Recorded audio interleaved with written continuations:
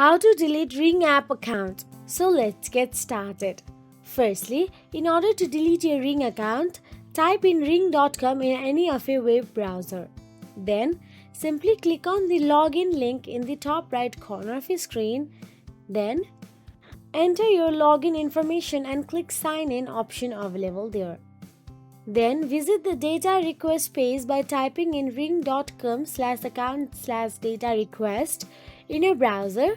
Then read all the disclaimers and click on the blue delete my personal information box option available there.